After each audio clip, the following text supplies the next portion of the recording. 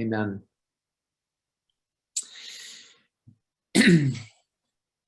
Friends, our reading this morning is a poem by Martha Postlethwaite called Clearing.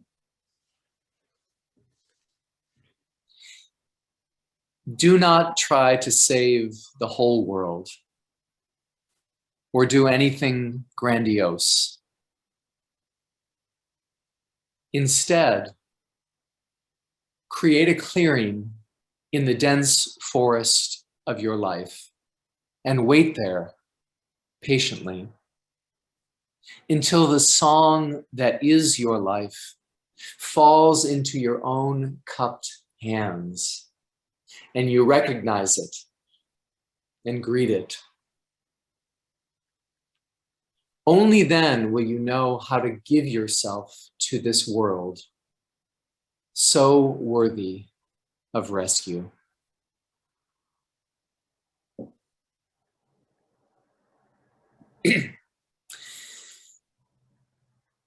Earlier this month, I began a series of sermons based on the final sermon that my colleague, the Reverend Dr. Forrest Church, preached to his congregation just before he died. In his final message to the people he'd served for nearly 30 years, Church left them with these words. He said, "Want what you have, do what you can, and be who you are." And on the surface, it seems like simple advice. In one sense, it is. But when you unpack their meaning, each of these statements, want what you have, do what you can, be who you are, each is an invitation to a life of self-acceptance, gratitude, and purpose. 2 weeks ago, we talked about how wanting what we have, as opposed to always desiring what we don't have, can free us from suffering and fill our lives with gratitude. This week, we'll move to the second part of Church's advice. Do what you can. Now, you've got to understand that when Forrest preached these words, do what you can, he was in the final stage of a long struggle with cancer.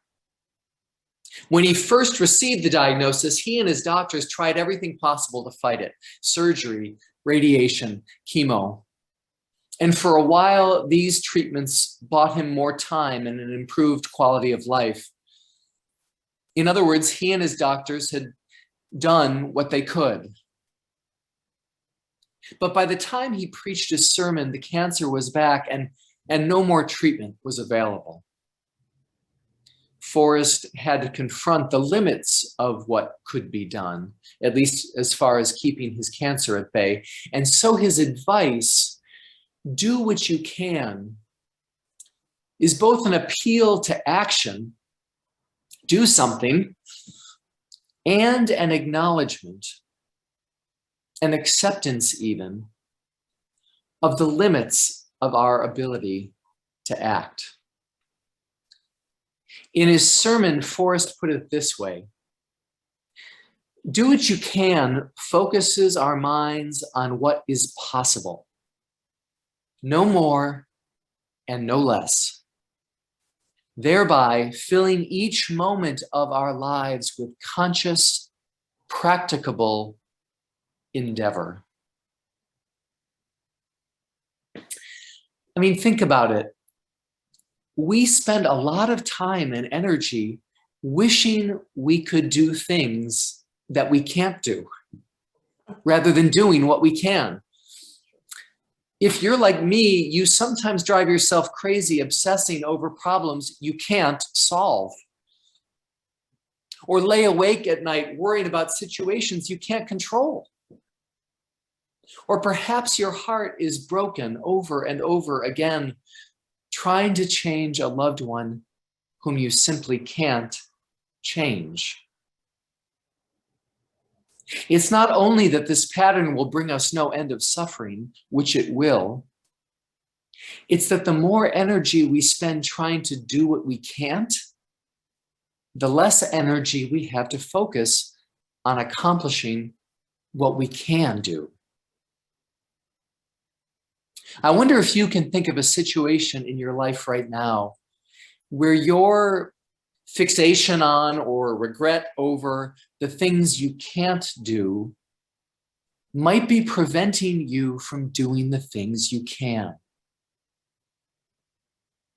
What if you let go of the regret? What if you accepted the limitations of your situation? And what if instead you did one thing that is actually within your power to do? What would it be?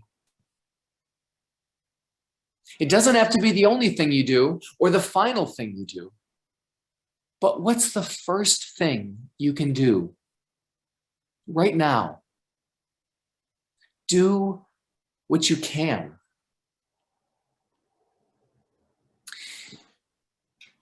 I don't know if this is true for you, but one thing that often prevents me from doing what I can is my stubborn perfectionism.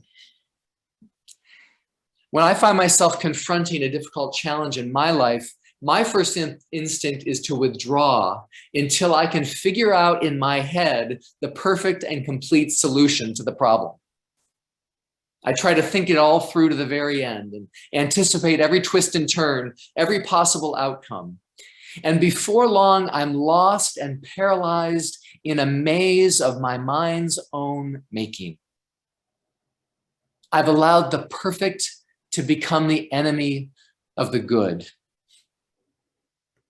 You know, if there were a list of the 7 deadly sins of good progressive Unitarian folk like us, I think this would have to rank near the very top. Making the perfect the enemy of the good. Have you ever seen that happen here at church or in another group you've been a part of? You know, we're discovering in our anti-racism work that a punishing perfectionism is one of the hallmarks of white supremacy culture. A culture that each of us, no matter our race or ethnicity, suffers from. Forrest Church was a type A kind of person who struggled for many years, I know, in the prison of his own perfectionism, until finally he discovered the key to his freedom. Do what you can. Forrest said in his final sermon, look, we need not dream impossible dreams or climb every mountain. We just need to dream one possible dream and climb one splendid mountain. Don't allow the perfect to become the enemy of the good. Instead, do what you can.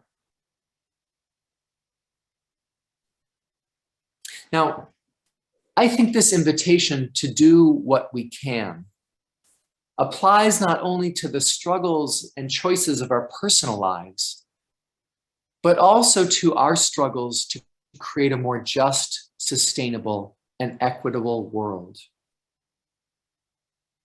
I'll tell you what, over the last decade or so of my ministry, I have sensed among the people I serve an alarming increase in feelings of powerlessness and despair when it comes to our hopes for a more just world. And not without reason, right? After all, our planet is in peril. Our democracy is more fragile now than it's been at any time since perhaps the Civil War. And so many of the people we love and care about live with the daily injustice and often the violent threat of racism, sexism, transphobia, and other oppressions.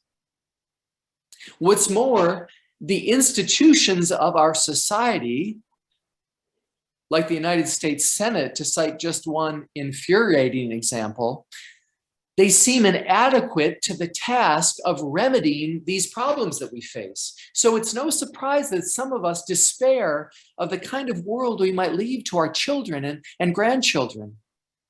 or that we feel powerless to make a difference. But I'll tell you, friends, this stew of peril, powerlessness, and despair can be spiritually debilitating, paralyzing. And the thing is, powerlessness and despair are precisely what the people who are destroying our planet and threatening our democracy and harming the people we love are counting on us to feel. They're counting on us to succumb to our despair. For those of us who feel paralyzed and overwhelmed, Forrest's mantra, "Do what you can offer a simple and empowering path forward. Let's consider for a moment what the injunction to do what we can might look like for our efforts to build a more just world. I think it means that first, we've got to start where we are. You know, injustice is everywhere.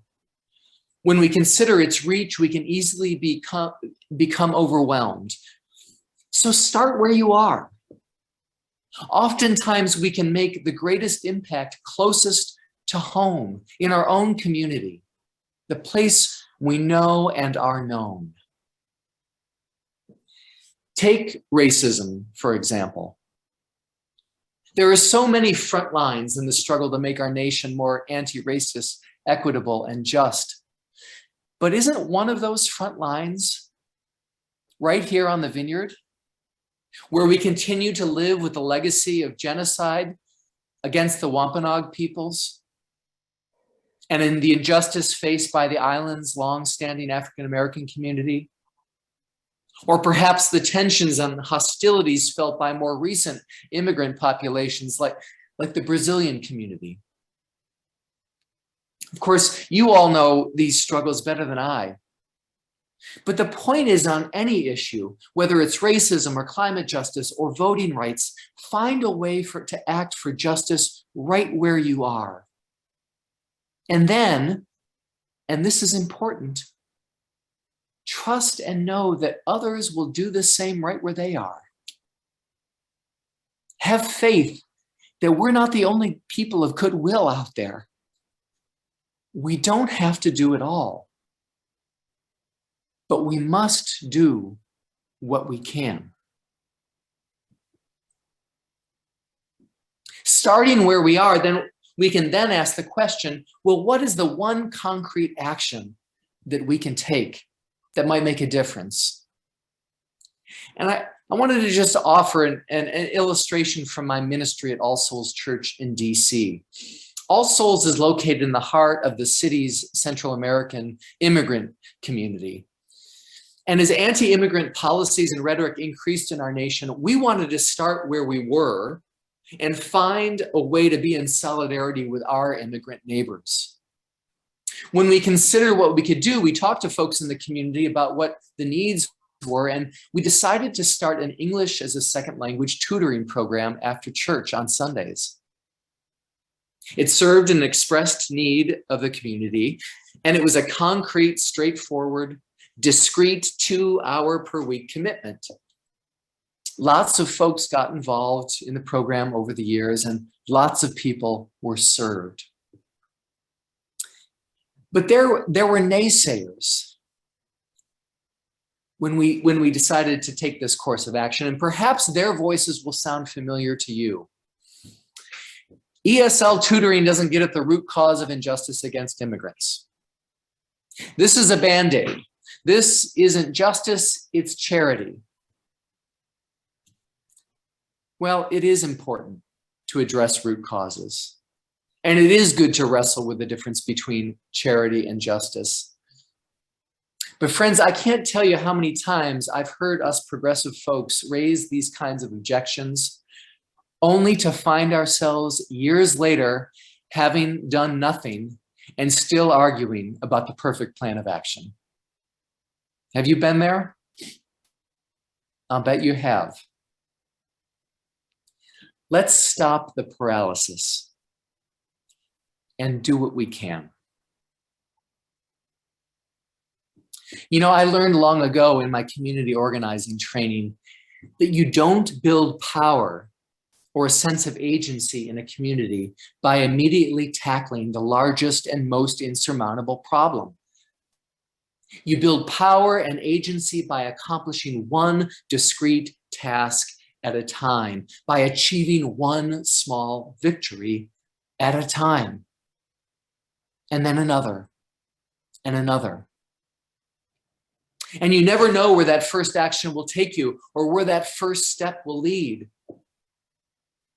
As it turns out that when our last president came into office and anti-immigrant policies and sentiment got even worse, it was our ESL tutors at All Souls Church who stepped up, and because of the personal relationships they built through their tutoring, they led our church into even deeper solidarity and engagement with the immigrant community.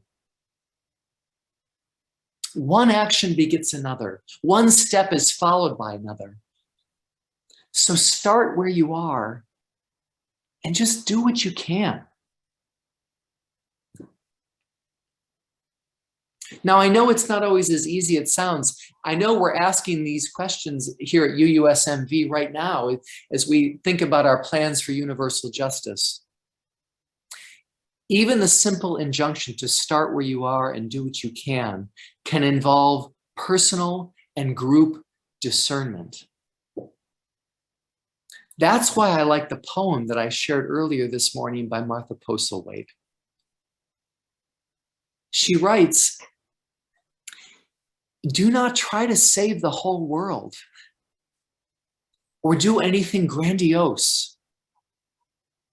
Instead, create a clearing in the dense forest of your life and wait there patiently until the song that is your life falls into your own cupped hands and you recognize it and greet it. Only then will you know how to give yourself to this world so worthy of rescue."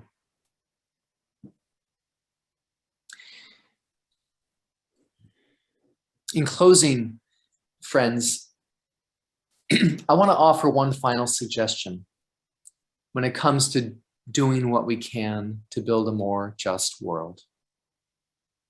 In addition to starting where we are and doing what we can, I'd offer this: don't walk alone. You know, the road to the promised land is a long one. That's what Dr. King reminded us all those years ago when he said that yes, the moral arc of the universe does bend toward justice, but that arc is a long one. And it's going to take time. And we need help to accomplish our task. We need companions on the journey. So don't walk alone. I sometimes hear us say, well, you know, UUSMV is a small congregation, or we're an aging congregation. What can we do? Well, one answer is we don't have to do anything all by ourselves. And perhaps we shouldn't. Do it with others. Yeah, alone, we will never solve the great problems we face as a society. But together, well, that's a whole nother possibility.